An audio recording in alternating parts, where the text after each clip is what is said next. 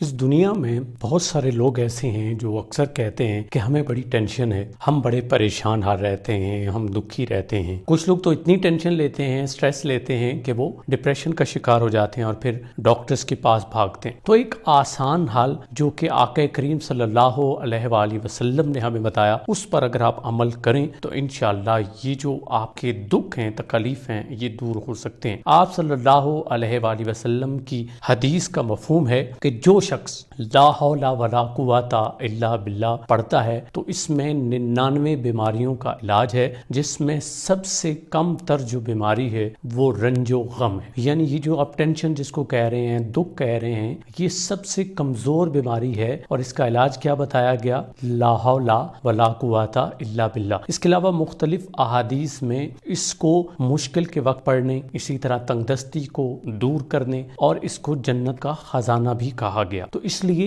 इसका विर्द करते रहा करें ताकि आप लोग दुख और परेशानियों से महफूज रहें। कलमा क्या है? ला हौला वला कुव्वता इल्ला बिल्लाह।